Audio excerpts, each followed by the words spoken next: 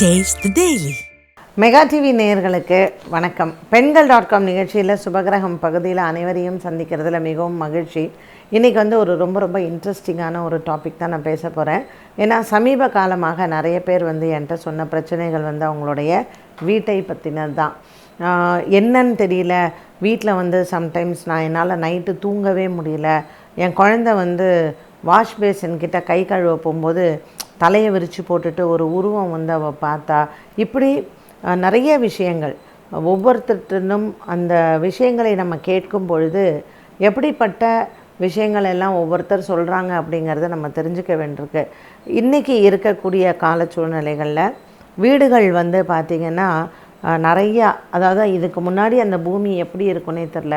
So flats அங்கே கட்டுறது, இல்லை நம்ம ஒரு இடம் சீப்பாக வருது அதனால நம்ம இடத்த வாங்கிட்டோன்னு சொல்லி, ஸோ அது முன்னாடி மயான காடாக கூட இருந்திருக்கலாம். ஸோ வீட்டில் இருக்கக்கூடிய அமானுஷ்ய சக்திகள், இதை பற்றி தான் இன்றைக்கி நம்ம பேச போகிறோம்.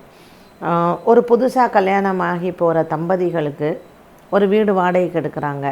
இவங்க வெளியூரில் இருக்கிறவங்களாக இருக்கலாம், இந்த வீட்டை வாடகைக்கு எடுத்து இருக்கிறாங்க.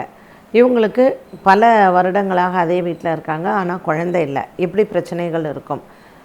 அண்ட் நீங்கள் அவங்கள தனியாக கேட்கும் பொழுது என்னன்னே தெரில, எனக்கும் எங்கள் வீட்டுக்காருக்கும் ஒரு தாம்பத்தியமே இல்லாமல் இருக்கும். சில உண்மை சம்பவங்களே நான் உங்களுக்கு சொல்கிறேன். ஒருத்தங்க பாம்பேயில் இருந்து அப்படி தான் ஒரு அம்மா அவங்க பொண்ணுக்கு கல்யாணம் பண்ணி அந்த ஃப்ளாட்டை கிஃப்டாக கொடுத்துருக்காங்க. அப்போ கொடுக்கும்போது அந்த பொண்ணு அந்த வீட்டில் அவங்க கணவரோடு இருக்காங்க, குழந்தையே இல்லை. அப்போ அவங்க சொல்லிகிட்டே இருந்தாங்க, இந்த மாதிரி என் பொண்ணுக்கு குழந்தை, அந்த பெரிய நிறைய பேர் இருக்கக்கூடிய ஒரு ஃப்ளாட்டு தான். ஸோ நம்ம தனிப்பட்டு இந்த பொண்ணுக்கு அந்த வீட்டில் மட்டும் ஒரு அமானுஷ்ய சக்தி இருக்கிறது அப்படின்னு நம்ம சொன்னோம்னா யாரும் நம்ப மாட்டாங்க. பட் அந்த பொண்ணு என்கிட்ட சொன்ன விஷயங்கள் இல்லை மேடம், அந்த வீட்டில் என்னால் தூங்கவே முடியல, என்னமோ ஒரு உருவம் இருக்குது, எனக்கும் எங்கள் வீட்டுக்காருக்கும் ஒரு நல்ல தாம்பத்தியமே இல்லை, ஆனால் நாங்கள் 2 பேரும் சண்டை இந்த மாதிரிலாம் எதுவுமே இல்லை அப்படின்னு சொல்லிட்டு. அப்புறம் எனக்கு தெரிஞ்சவங்க அந்த அமானுஷ்ய சக்திகள் பார்க்குறவங்க, அவங்க அந்த வீட்டில் போய் பார்க்கும்போது அங்கே என்ன கண்டுபிடிச்சாங்க அப்படின்னு பார்த்திங்கன்னா, அந்த வீடு கட்டடம் கட்டினாங்க இல்லைங்களா, அந்த கட்டடம் கட்டும் பொழுது அந்த இடத்துல ஒருத்தங்க விழுந்து செத்து போயிட்டாங்க. ஒரு சின்ன வயசு ஒரு பையன், கல்யாணம் ஆகாத ஒரு பையன். அந்த பையனுடைய ஆத்மா அது பர்டிகுலராக அந்த பெட்ரூமில் தான் இருந்திருக்கு. அது இந்த மாதிரியான விஷயங்கள் பார்க்குறவங்க அந்த இடத்துக்கு போய் பார்க்கும் பொழுது, இந்த வீட்டில் நீங்கள் இருக்காதீங்க, இந்த இடத்துல நீங்கள் இருந்தீங்கன்னா உங்களுக்கு குழந்தை பிறக்காது அப்படின்னு சொல்லி அவங்கள ஒரு சில காலம் நீங்கள் 1 வருஷம் வெளியில் போயிருங்கன்னு சொல்லி அந்த வீட்டில் இருக்கக்கூடிய அந்த ஆத்மாவை, இப்போ நம்ம ஒரு ஆத்மாவெல்லாம் ஒரு இடத்துலேருந்து இருக்கணும், அப்படி கூப்பிட்டோன்னே எல்லாம் வந்துடாது. அதற்குன்னு சில முறைகள் இருக்குது.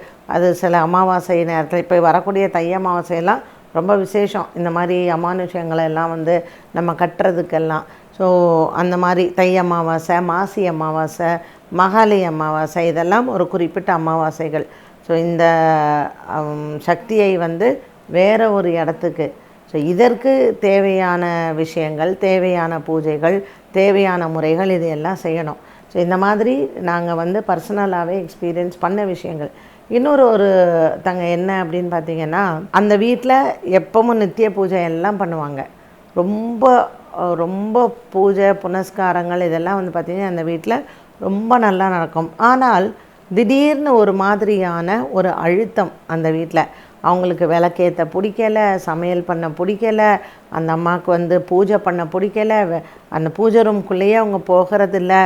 ஸோ என்னடா வீட்டில் ஒரு மாதிரியான இப்படி ஒரு டிஃப்ரென்ஸ் இருக்கே அப்படின்னு சொல்லி பார்க்கும்பொழுது, அந்த வீட்டில் எப்படி ஒரு அமானுஷ்யம் வந்துச்சு அப்படின்னா, வழிபோக்கில் இருக்கக்கூடிய, இப்போது நம்ம பிரபஞ்சத்தில் பார்த்திங்கன்னா நிறைய ஆத்மாக்கள் அலைஞ்சிட்டு தான் இருக்கும்.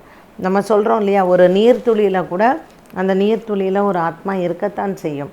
ஸோ இது வழிபோக்கில் என்ன பண்ணிடுச்சு, இந்த வீடு அதுக்கு வசதியாக இருந்தது, உட்காந்துருச்சு.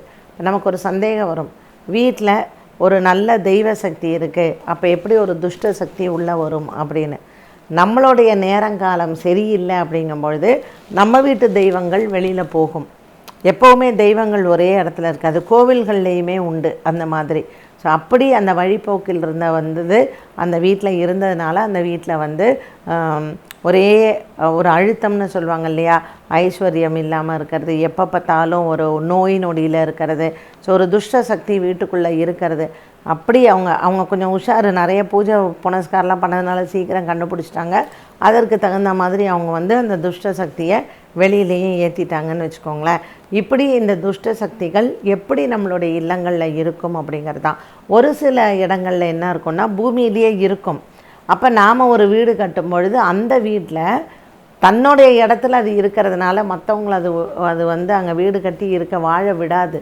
அப்போ அந்த துஷ்ட சக்திகள் எல்லாம் எப்படியாவது இங்கே இருக்கிறவங்கள விரட்டணும்னு சக்கால மரணங்கள் நடக்கும். நல்ல வயசு காலத்தில் இருக்கிற பசங்க பைக்கில் போகும்போது ஆக்சிடெண்ட்டில் இறந்து போகிறது, இல்லை பொம்பளை பசங்க தூக்கில் மாட்டி செத்து போகிறது, இப்படி அகால மரணங்கள், அந்த வீட்டில் தீ பிடிச்சி மரணங்கள் ஏற்படுறது, இப்படி அகால மரணங்கள் ஏற்படுவது வந்து இந்த அமானுஷ்யங்கள் இருக்கக்கூடிய இடங்களில் நாம் வீடு கட்டி இருக்கக்கூடியது. இப்போ நான் வந்து ஏற்கனவே சொல்லியிருப்பேன்னு நான் நினைக்கிறேன், சில கோவில்கள்லேயே தெய்வம் சிலை வந்து இருக்குது பார்த்திங்களா, ஆனால் அதில் தெய்வ சக்தி இல்லாமல் இந்த அமானுஷ்யங்கள் இருக்கக்கூடிய கோவில்களும் இருக்குது. நம்மளால் நம்ப முடியுதா? நம்ம எப்படி சொல்லுவோம், கோவிலில் தெய்வம் தானே இருக்கும்னு. இப்போ சில கோவில்கள் பாழடைஞ்சு போயிருக்கும், அந்த கோவிலில் தீபம் ஏற்ற மாட்டாங்க, சாமிக்கு எதுவும் செய்ய மாட்டாங்க. அப்போ ஒரு காலகட்டத்தில் அங்கே இருக்கக்கூடிய தெய்வங்கள் போயிட்டு வேறு ஏதாவது ஒரு கோவிலில் அந்த தெய்வத்தினுடைய சக்தி இருக்கும், இல்லை ஒரு வேப்ப மரத்தில் இருக்கலாம், ஒரு ஏதாவது. இப்போ நமக்கு மேல்மருவத்தூரில் ஒரு வேப்ப மரத்தில் இருந்து தானே அந்த அம்மன் வந்தது, திடீர்னு அந்த இடத்துல ஒரு சக்தி வந்ததுன்னு சொல்கிறோம் பார்த்திங்களா. ஸோ ஒரு இடத்துலேருந்து இன்னொரு இடத்துல அந்த தெய்வ சக்தி போயிடலாம். அப்போது இந்த இடங்களில் ஒரு சிலை தான், ஒரு அம்மன் சிலையோ பிள்ளையார் சிலையோ முருகன் சிலையோ சிலை தான் இருக்குமே தவிர, அப்போ என்ன ஆகும்னா சில ஆன்மீகத்தில் ரொம்ப ஒரு பக்தியோடு இருந்து இறந்து போயிடுறாங்கன்னு வச்சுக்கோங்களேன். அவங்களுக்கு ஈமச்சடவுகள் வீட்டில எல்லாம் எதுவுமே செய்யலை அப்படிங்கும் பொழுது அந்த ஆத்மாக்கள் இங்கேயும் அங்கேயுமா சுற்றி இந்த மாதிரி கோவிலில் வந்து தஞ்சம் அடைஞ்சிரும். இந்த கோவிலில் வந்து நம்ம முன்னாடி இப்போ ஒரு அம்மன் கோவிலாக இருந்தால் எதுக்காக கொடிமரம் வைக்கிறாங்க, எந்த விதமான ஒரு துர்சக்தியும் அந்த கோவிலுக்குள்ளே வரக்கூடாதுங்கிறதுக்காக தான் கொடிமரம் அப்படிங்கிறதே ஒரு பெரிய கோபுர கலசமும் அதே மாதிரி தான், அது இடி தாங்கி. கொடிமரம்ங்கிறது துஷ்ட சக்திகள் உள்ளே வராமல். ஸோ ஒரு அம்மன் கோயிலெலாம் பார்த்திங்கன்னா வாசல்லையே சூலம் இருக்கும், அது வந்து ஒரு காப்பு, ஒரு கட்டு அப்படின்னு சொல்கிறது தெய்வத்திற்கு. அப்போது ஒரு சூலமும் இல்லாமல் அந்த இடத்துல எந்த விதமான ஒரு அந்த துர்தேவதைகள்லாம் உள்ளே வரத்துக்கு எந்த விதமான ஒரு கட்டும் இல்லை, அந்த கோவிலில் விளக்கும் எரியலை, ஒரு பாழடைஞ்சு போய் ஒரு இடமாக இருக்கும் பொழுது அது கோவிலாக இருந்தாலும் சரி, ஒரு பூட்டியே கிடக்கிறது, யாருமே வரலை, அந்த கோவிலில் ஒரு நெய்வேத்தியம் இல்லை, சுவாமியே இல்லை அப்படிங்கிறச்சு இந்த மாதிரியான ஆத்மாக்கள் அந்த இடத்துல தஞ்சம் போயிடும். அப்போ சில நேரங்களில் என்ன ஆகும்னா ஒரு ஆத்மா அந்த இடத்துல போய் இருக்கும் பொழுது அது இன்னொரு 4-5 தன்னோடு சேர்த்து கூப்பிட்டுக்கும், அந்த இடங்களில் வந்து அது உட்காந்துருக்கும்.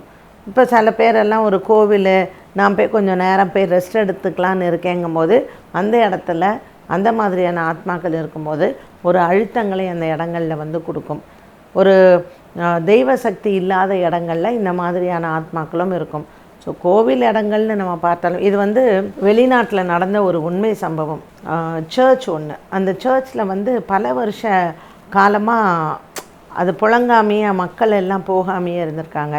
ஸோ இந்த ஆத்மாக்களோட பேசுகிற சில விஞ்ஞானிகள் மாதிரி அந்த ஆத்மாக்களோட பேசக்கூடியவங்க என்ன பண்ணியிருக்காங்க, அதில் ஒருத்தர் வந்து அந்த சர்ச் பக்கமாக போகும்பொழுது உள்ளுக்குள்ளே அவருக்கு வந்து வயலின் வாசிக்கிற சத்தம், அப்புறம் பியானோலாம் போடுற சத்தம் கேட்டிருக்கு.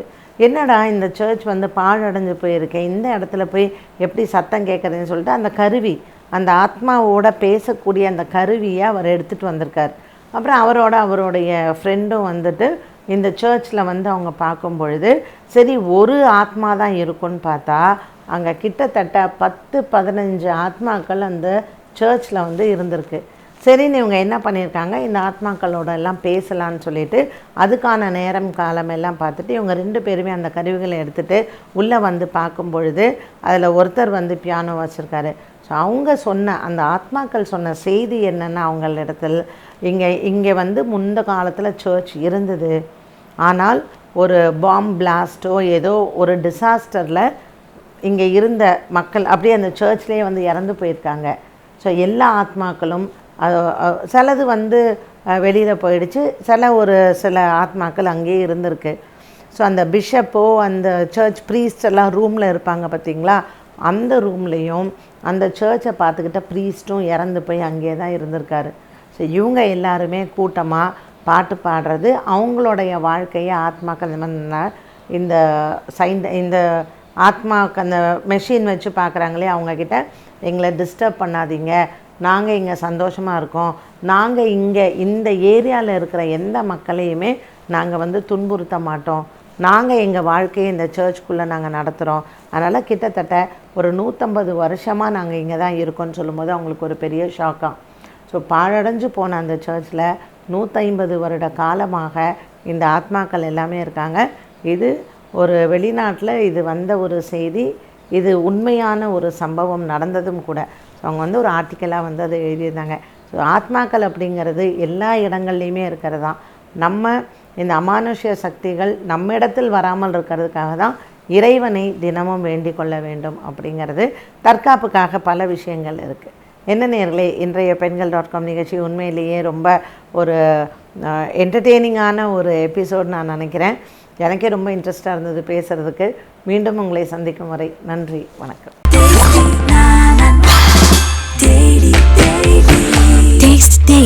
Taste the Daily.